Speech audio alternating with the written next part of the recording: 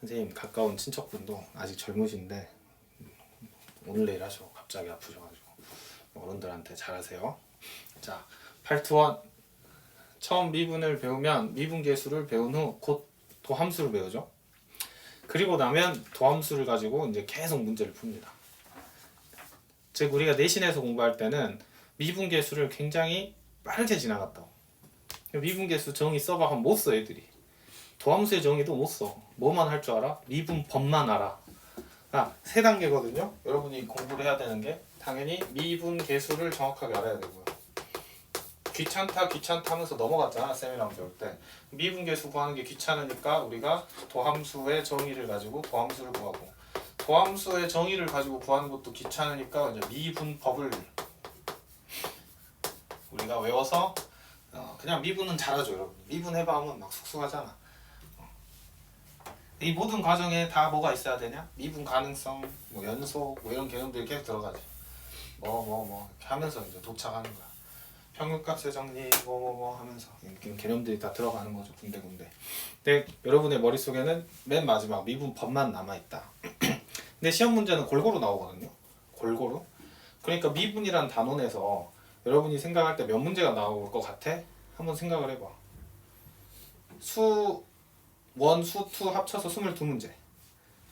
그럼 수 2에서 11문제. 그치?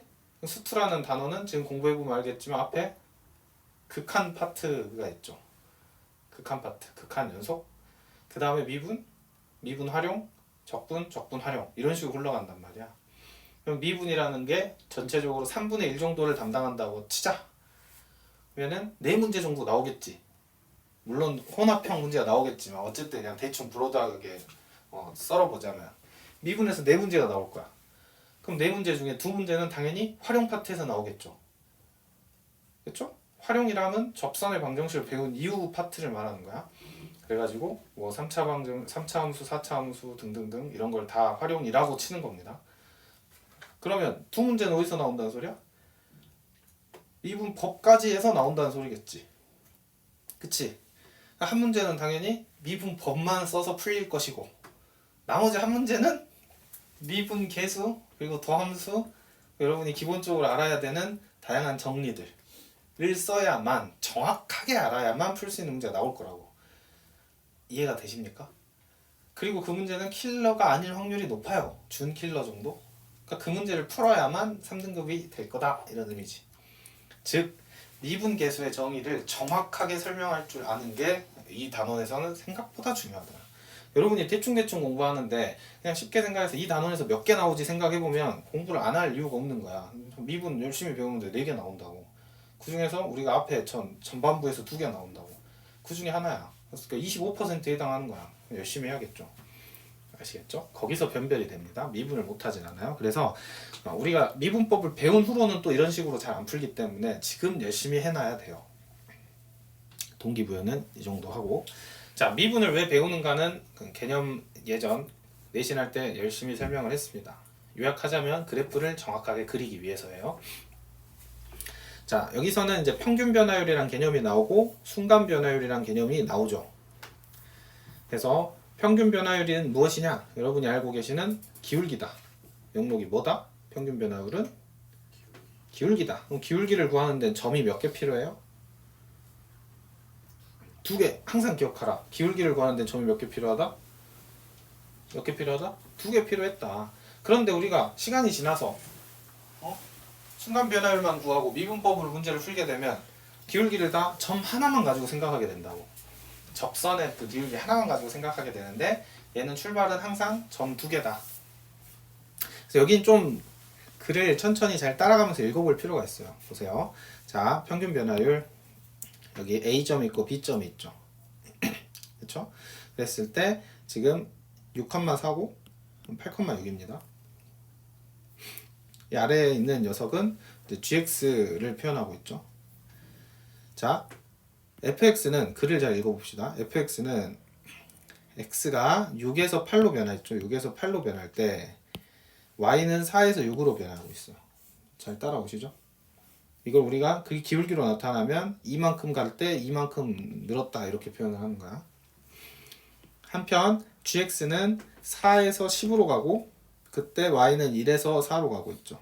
그러니까 얘는 6만큼 가고 3만큼 갔죠. 자, 두 함수 중에 어떤 함수가 함수값이 더 빠르게 변했나요?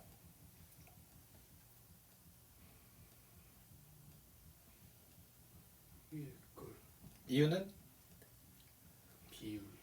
비율로? 좋아요. 대답 잘했어요. 위에 게 더 빠르게 변했죠. 근데 우리가 무언가를 비교할 때는 항상 비교하기 위해서는 서로 통제 변인이 같아야 돼. 자, 얘는 x가 2만큼 늘어나고 얘는 x가 6만큼 늘어났지. 그쵸? 그러니까 비교하기가 좀 애매해. 그러니까 통제를 해주는 거야. 어떻게? 야, 얘 이만큼 늘었으니까 너도 이만큼만 늘어나. 이런 식으로. 그렇지? 그러면 보세요. 얘가 이만큼 늘어나고 여기가 이만큼 늘어났습니다. 근데 얘는 이렇게 봤을 때 여기가 6만큼 늘었을 때 여기가 3만큼 늘었으니까 이만큼 늘었을 때 얼마만큼 늘어? 1만큼만 늘었겠지? 그치? 그렇기 때문에 이만큼 늘었을 때 이만큼 늘어난 F가 더 빨리 변했어 라고 말해야 된다는 거야. 엄밀히는 비교할 때 변수를 통제를 해줘야겠죠. 그래서 여기 이만큼 커질 때 이만큼 6만큼 커질 때 3만큼 커짐. 누가 더 빠르게 변했는가 라고 대답을 하려면 뭔가 기준을 정해야 된다. 그래서 여기는 x가 1만큼 커질 때로 바꿨죠. 1만큼 커질 때 선생님이 이만큼으로 동일한 거고 결론적으로 기울기라는 값을 생각을 해서 얘가 더 빨리 커질 상황이다 라고 이해를 하시면 된다 라는 거죠. 다음 페이지. 이걸 좀 더 일반화해서 보자. 여기는 책의 소술이 좋아요. 그래서 책의 소술을 따라가는 겁니다. 지금 일반적으로 x가 변하는 걸 우리가 x의 증분 또는 델타 x라고 합니다. 이게 이제 읽는 법 안 써줘도 되지. 이런 거 다 고3이니까. y의 증분은 우리가 델타 y라고 한다. 그래서 x의 변화량인 x의 증분은 당연히 b에서 a만큼 뺀 거겠죠. 이게 이제 아래 그림이랑 같이 보시면 돼요. b에서 a만큼 빼면 여기가 변화량 델타 x가 나오지. 델타 y는요? 델타 y는 여기서 fb에서 fa만큼 빼니까 델타 y가 나오죠. 여기까지도 크게 어렵지 않을 거죠. 네, 이 표현이 그 다음 여러분이 이제 적을 줄 아셔야 되는 거야. 자, 우리가 b를 어떻게 바꿔 표현할 수 있어요? b를 a 플러스 델타 x로 바꿀 수가 있죠. 표현 자체를. 그 말은 무슨 말이에요? 여기서 이제 b라는 녀석은 a에서 델타 x만큼 추가로 더한 녀석이라고 본다 이거야. 이제 그렇게 생각하고 나서 여기 b 자리에다가 얘를 집어넣으면은 이렇게 쓸 수 있다는 거죠. 우리가 왜 이렇게 쓰는지는 너무나도 잘 알잖아. 타입 1, 타입 2 하려고 한다는 거. 그치? 하지만 이걸 정확하게 그림을 가지고 여러분이 설명할 수는 있어야 한다. 그래서 델타 x분의 델타 y를 여러분 보고 혼자 적어봐 라고 하면 빠르게 어떻게 적어야 돼? 기울기로 표현도 가능하지만 얘를 델타 x 또는 우리가 h라고 하죠. 로 놓게 되면 이렇게 표현할 수 있어야 한다. 이제 오케이? 할 수 있죠? 안 보고 쓸 수 있어야 돼. 자, 써봐 하는 순간 여러분은 이걸 쫙 쓸 수 있어야 한다. 자, 한 번 써볼까요? 안 보고 해보세요. 공책에다. 델타 x분의 델타 y라고 하고 머릿속에 그림을 그려놓고 식을 두 개를 적어보자.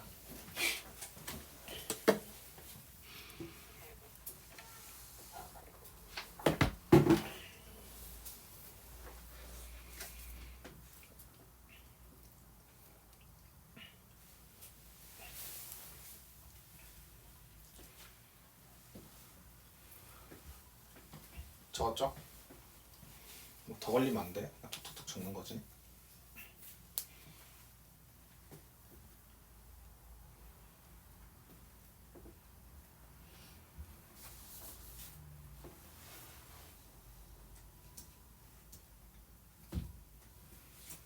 네. 다 적을 수 있을 거라고 생각합니다.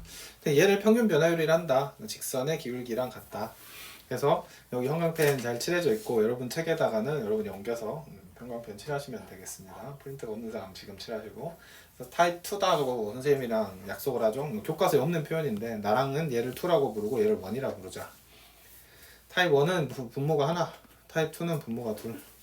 이렇게 이렇게 생각을 하기로 약속을 하고 넘어가겠습니다. 다음 페이지.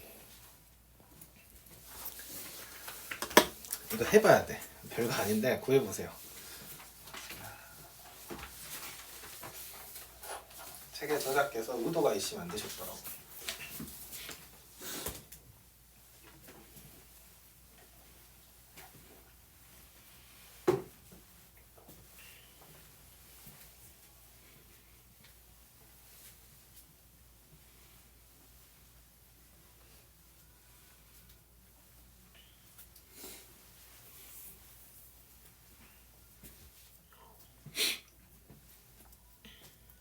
이번이 중요하죠.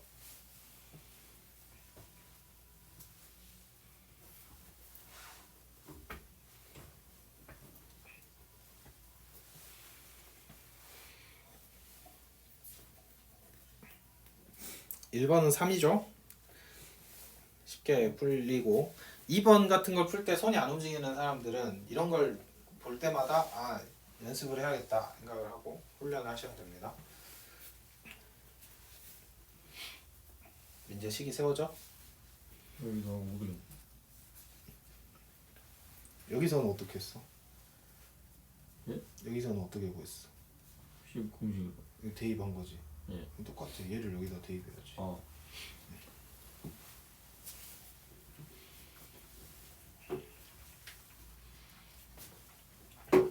다른 사람은 해설을 읽어보세요. 내가 한 거랑 비교하면 되겠죠?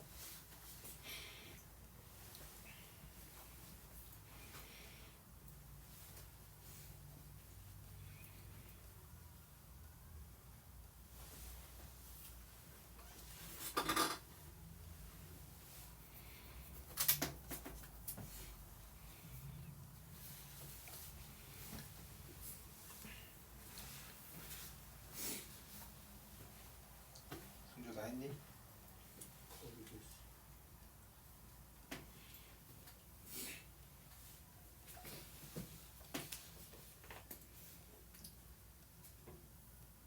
인수분해보단 전개를 하는 거죠. 인수분해를 할 이유가 없어요. 전개를 해서 싹싹싹 지워주는 겁니다. 그렇게 하고 인수분해해서 해야 되니까. 아니죠.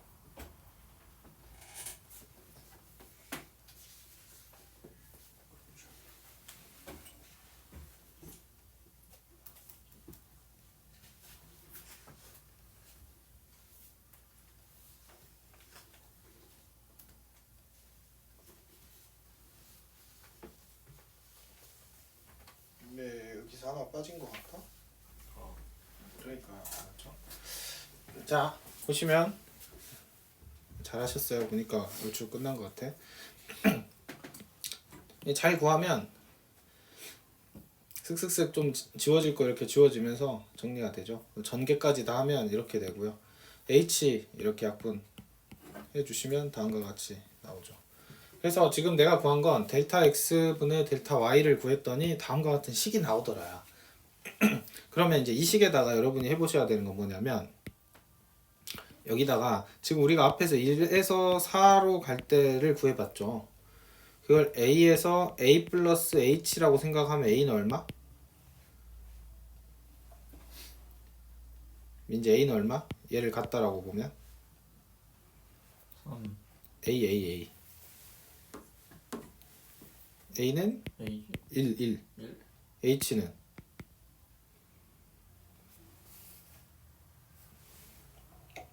예? 무슨 말인지 모르겠어? 예. 1에서 4로 변할 때를 A에서 A 플러스 H로 변할 때라고 해석을 해주면 A는 1이라고 봐야겠죠. 아 그럼 H가 얼마란 소리야? 3 그렇지, 3만큼 늘었잖아. A는 1이고 H는 3이다라고 여기 대입을 하면 어떻게 나와요? 3 플러스 2 빼기 2 얼마? 그래서 3 나오지.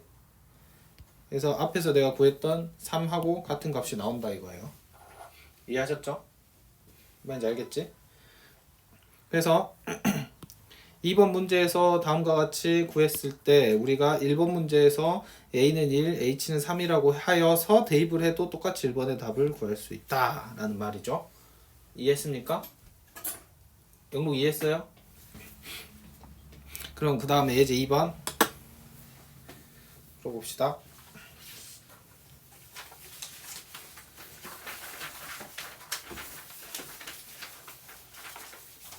여기다 푸세요.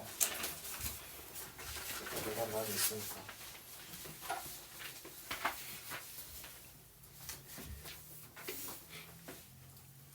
얘도 노가다 하는 것보다 앞에 문제에서 풀었던 방식을 이용하는 게 좋겠죠? 노가다 하라는 게 취지가 아니겠지? 그러니까 해설의 앞줄을 읽고 풀어보세요. 해설의 앞줄.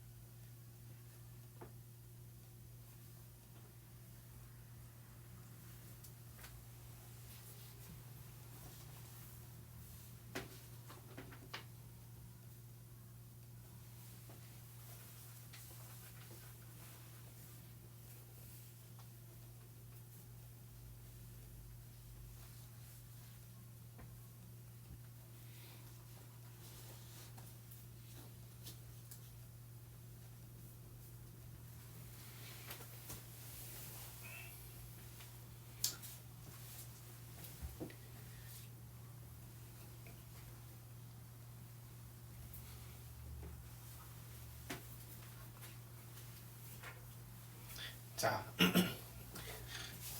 봅시다. 여기서도 지금 일일이 앞에서 문제 푼 것처럼 하는 걸 바라는 게 아니에요. 뭘 하라는 거야? 여기도 델타 x분의 델타 y를 a랑 a 플러스 h를 가지고 이렇게 구하라는 거지. 구한 다음에 거기에 적당한 a랑 h 값들을 이렇게 대입해서 구해봐라. 이 경험을 한번 시켜보려고 하는 겁니다. 이런 문제는 이제 복습할 때 크게 중요한 문제는 아니에요. 그러니까 지금 개념을 익히는 도구로 사용되는 거지 복습을 해야 되는 문제가 아닙니다. 여기서 지금 짚어주고 있는 사고방식은 뭐냐면 평균 변화율이라는 것을 우리가 구할 때 직접 평균 변화를 구할 수도 있지만 평균 변화율을 구하는 어떠한 일반 항을 구하는 거랑 같죠. 일반적인 항을 구한 다음에 적절히 대입해서 구해낸다. 이런 개념을 여러분한테 지금 알려주고 싶은 겁니다. 다음 페이지. 그래서 여러분이 지금 구하신 그 문제에 대한 그림을 나타내면 다음과 같은데 보고 계시죠? 자, 2에서 5, 2에서 4, 2에서 3 갈수록 구간이 줄어들고 있습니다. 줄어들 때마다 평균 변화율이 바뀌고 있죠. 줄어들고 있네요. 이 사고방식은 여러분이 머릿속에서 이제 동영상 재생을 해보라는 거예요. 앞으로 계속 선생님 동영상으로 풀어, 애니메이션으로 풀어라고 하면 머릿속에서 이런 그림을 딱 그리고 점이 여기서 계속 이렇게 이동하는 걸 상상을 해야 돼.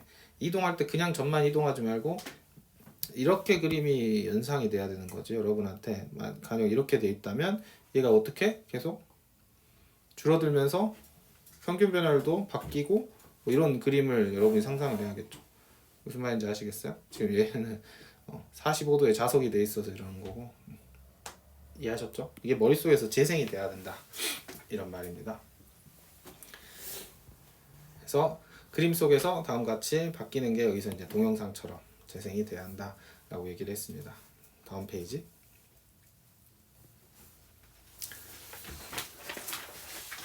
이제 한없이 가까이 다가가다 보면은 딱 접하는 상황이 발생하겠죠.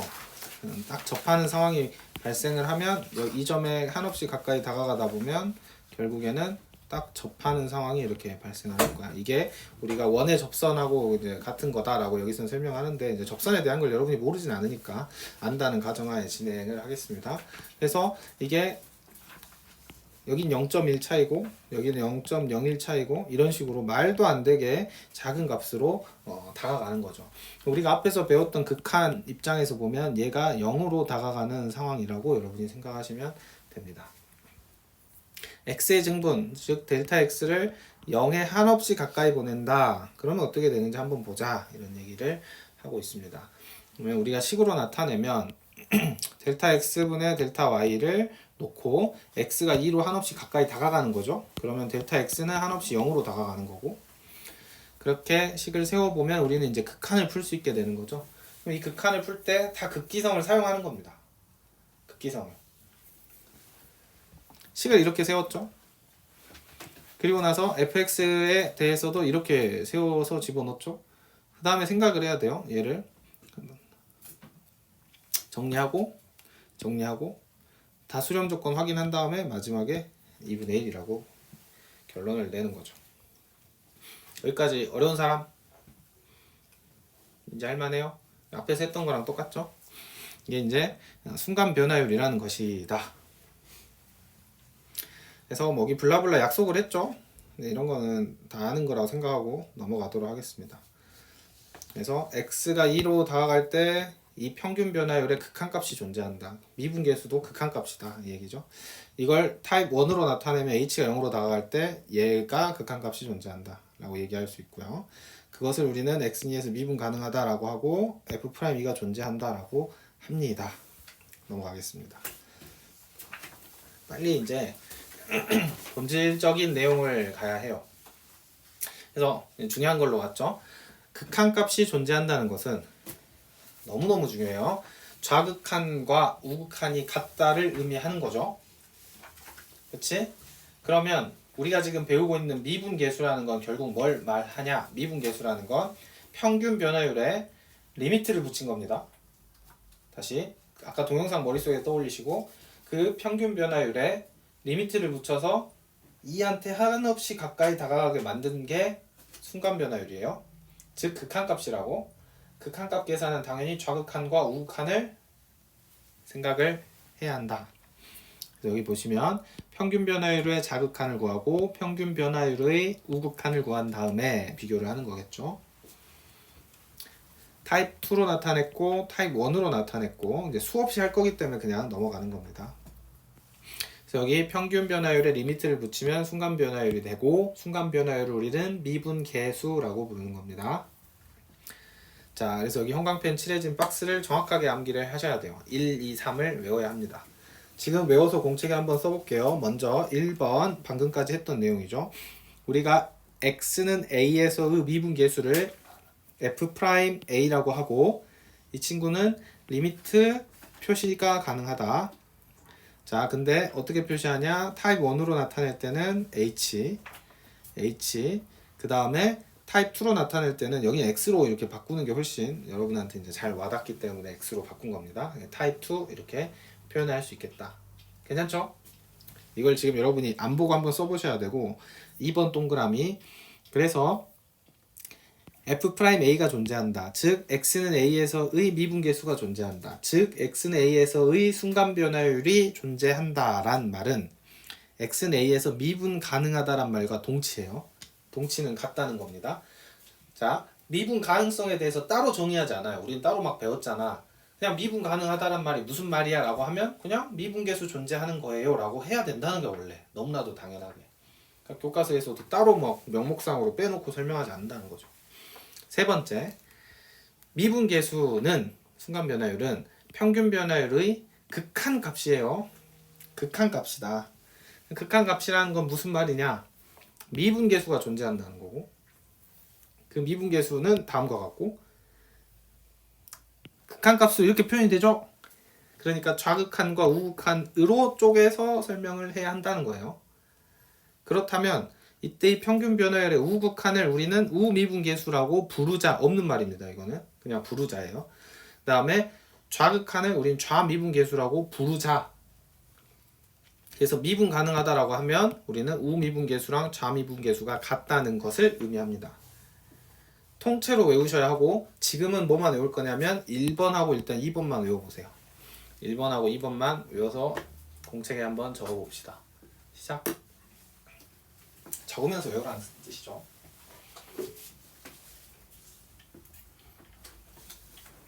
손에 좀 익어야 돼.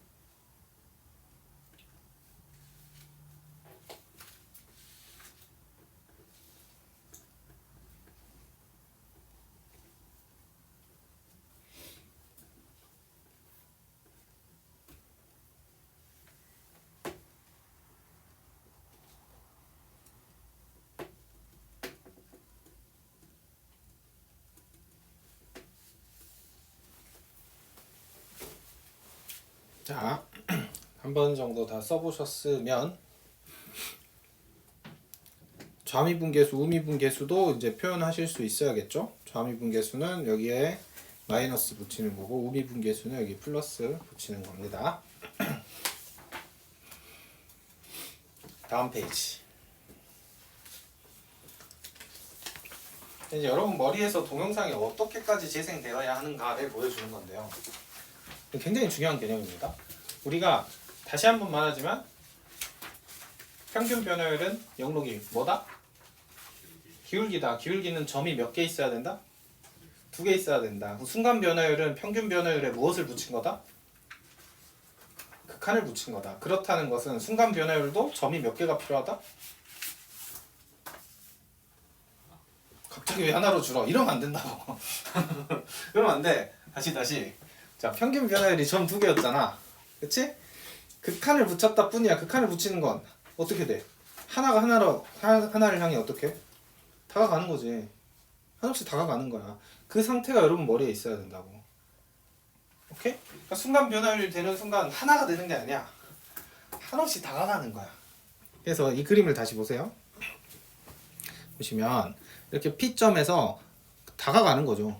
평균 변화율이 계속 줄어들어서 어디까지 가는 거야? 한없이 가까이 다가가는 거야. 그럼 다가갔지만 점은 여전히 몇 개다? 이제 2개야. 알겠지?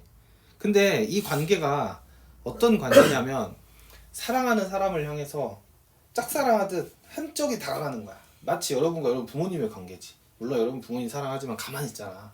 부모님이 다가오잖아. 여러분한테. 아니야? 나중에 아이를 낳아보면 이제 반대가 되겠죠. 아이는 가만히 있고 여러분이 아이한테 다가가겠지. 원래 내리사랑이니까. 그런 거야. 근데 봐봐. 정말 지고지순한 사랑이 있다고 해봐. 여러분 상상을 해봐. 나는 정말 아무 노력도 하지 않고 가만히 있어. 근데 누군가가 나를 정말 사랑해서 나한테 한없이 가까이 다가오는 거야. 나는 정말 가만히 있어.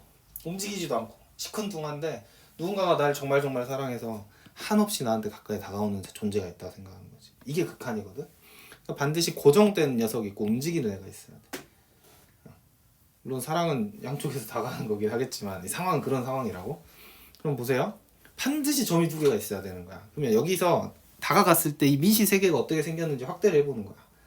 그러면 이제 영록이가 다시 대답을 할 수 있어. 영록이 평균 변화율은 뭐라고? 기울기는 점 몇 개 있어야 된다고? 2개. 극한은 아니 순간 변화율은 평균 변화율에 뭘 붙이는 거라고? 극한이지. 그러면은 누군가가 누군가를 향해 어떻게? 다가가지. 그럼 순간 변화율도 점 몇 개야?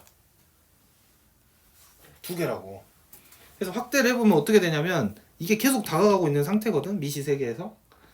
얘가 이 파란색 녀석이요. 원래 가만히 있는 여러분이에요.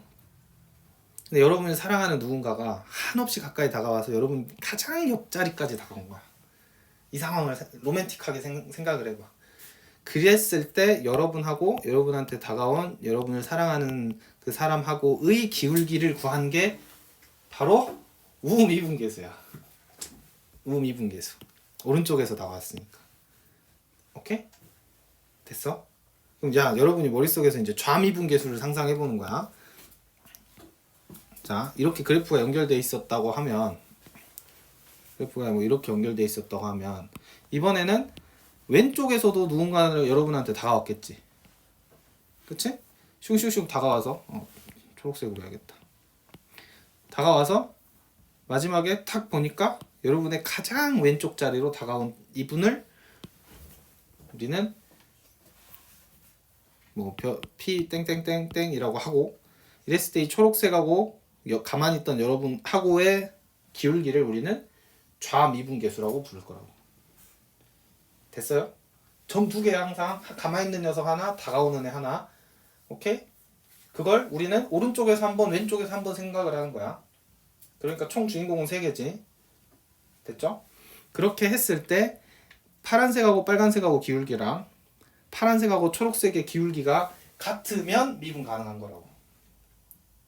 다시 파란색하고 빨간색하고의 기울기랑 파란색하고 초록색의 기울기가 같으면 순간 변화율이 존재하고 극한값이 존재하니까 미분 가능하다 라고 부르는 거예요.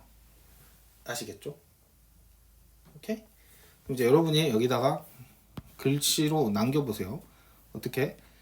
A와 A-의 기울기.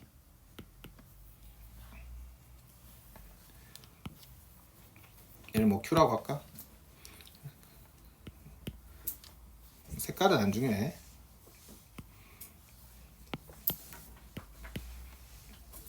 얘를 뭐라고 써야겠어? 여기다 써보세요.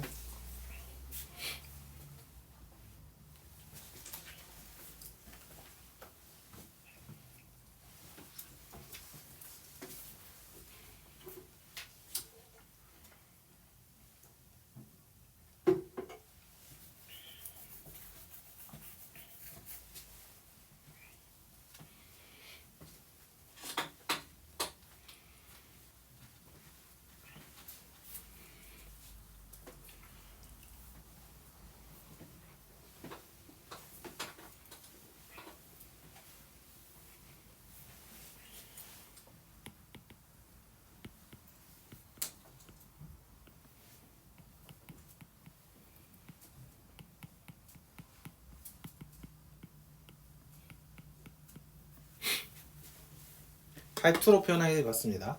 앞에서는 타입 1으로 많이 표현했으니까. 그래서 미분계수는 정통 멜로 순정 영어다. 사랑하는 사람에게 누군가가 한없이 가까이 다가가서 똑똑똑 그런 겁니다. 그래서 기억을 반드시 하셔야 한다. 할 수 있겠죠? 무슨 말인지 개념적으로 이해됐습니까?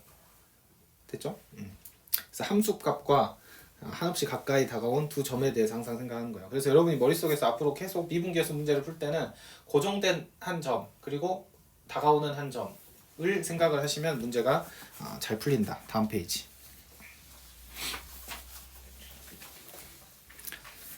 미분계수와 접선의 기울기.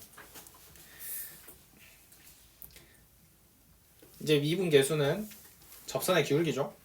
설명하지 않겠습니다. 이거는 여러분이 잘 이해할 수 있는 기본적인 내용이니까. 자, 그 다음에 이제 예제 1번부터 예제 5번까지는 한 호흡의 공부, 복습해야 된다 라고 얘기를 하고 있죠. 그래서 간단하게 예제 1번만 보고 쉬었다가 풀 컨디션으로 한 번에 쭉 가도록 하겠습니다. 자, 일단 예제 1번 y는 x제곱에 대하여 x는 1에서 좌미분계수와 우미분계수를 구하시오. 구해보세요. 구하려고 해보세요. 방금 좌미분계수가 뭐고 우미분계수가 뭔지 배웠죠? 여러분이 손으로 뭔가 식을 세울 수 있어야 돼. 아래 해설 보지 마시고 한번 식을 세워보세요.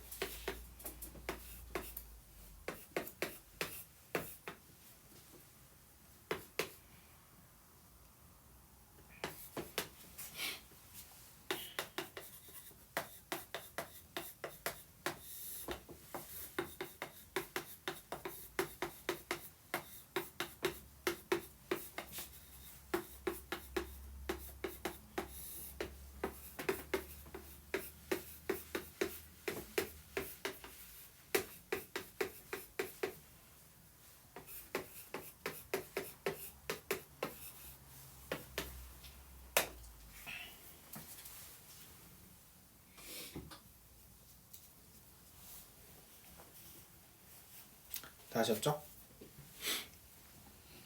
그래서 그림으로 설명을 하면 가만히 있는 점은 1이죠. 1. x는 1에서 1,1의 제곱이 가만히 있는 점이고 누군가가 오른쪽에서 가까이 다가오는 걸 우리는 우미분계수라고 하죠. 그래서 누군가 가까이 다가왔을 때 그 녀석하고의 기울기를 우리는 우미분계수로 하고 그냥 편의상 1 플러스의 프라임 이렇게 표현해 봤습니다. 그 다음에 좌미분계수는 이번에 어떻게 생각을 하는 거냐, 왼쪽에서 가만히 있는 녀석한테 이렇게 다가오는 거죠. 가까이 다가왔을 때 이 기울기를 우리는 f'1 마이너스 좌미분계수라고 생각을 해 보겠습니다. 그리고 나서 간단하게 여기는 이제 H로 표현이 돼 있죠. 타입 1으로. 선생님은 칠판에다가 타입 2로 적었어요. 타입 2. 타입 2는 여러분이 크게 어려워하지 않아. 타입 1을 어려워해. 그래서 타입 2로 적으면 이렇게 깔끔하게 둘이 이 같다라고 나옵니다. 맞죠? 같다라고 나와. 그런데 얘를 이제 타입 1으로 적는 순간 여러분이 이제 헷갈리는 상황이 발생을 해요. 그래서 타입 1으로 적어서 푸는 것을 해본 사람 다 타입 2로 했죠. 타입 1으로 한 사람 1으로 했어요? 원이 더 편해요? 원으로 하는 것이 이제 편해? 좋은 현상이지. 근데 원으로 할 때는 이제 한 가지 여러분이 해결해야 되는 점이 있습니다. 그게 이제 뭐냐면, 자 봐봐, 원으로 내가 했다는 건데 이게 그림하고 일치가 돼야 되잖아. 그럼 내가 분명히 뭐라고 표현했을 거냐면 f의 1 플러스 h라고 표현했지. 그쵸? 그럼 그림상 여기를 1 플러스 h라고 하고 이렇게 다가간 거잖아. 그쵸? 1 플러스 h라고 하는 순간 약간 뭔가 이상하다라는 느낌이 들었어야지. 그러니까 잘못됐다는 게 아니라 스스로 좀 어색하다고 느껴야 된다는 거야. 어색하지 않아? 여기가 1 플러스 h라고?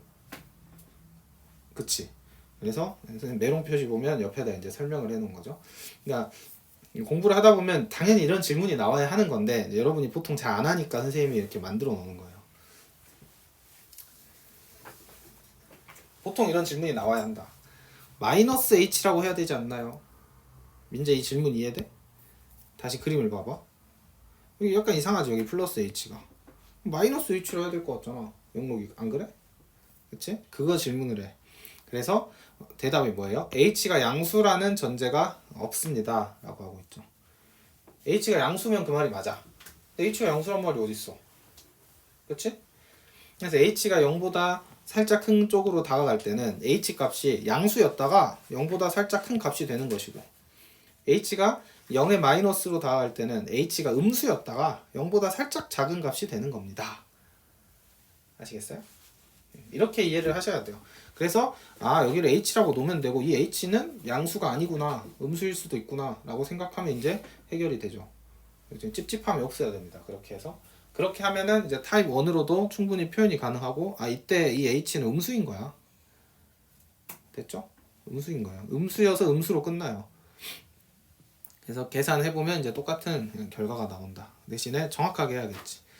그래서 여기에서의 해설은 지금 여러분이 이 내용을 이해하는데 조금 도움이 안 돼요. 그래서 살짝 이걸로 이렇게 하지 말고 이렇게 해라 라고 한 거니까 여러분 책에다가도 이런 식으로 표현을 해 주시면 돼요. 그래서 극한값이 존재하기 때문에 두 값을 따로 구할 필요가 없다라고 여기선 말했는데, 지금 우리 일부러 따로 구해서 증명하는 중이기 때문에 좌미분계수, 우미분계수를 따로 구해서 계산을 하고 있는 상황이다, 이렇게 이해를 하시면 되겠습니다. 이제 쭉 타입 예제 5번까지 갈 건데 길어요. 그러니까 쉬었다 가겠습니다.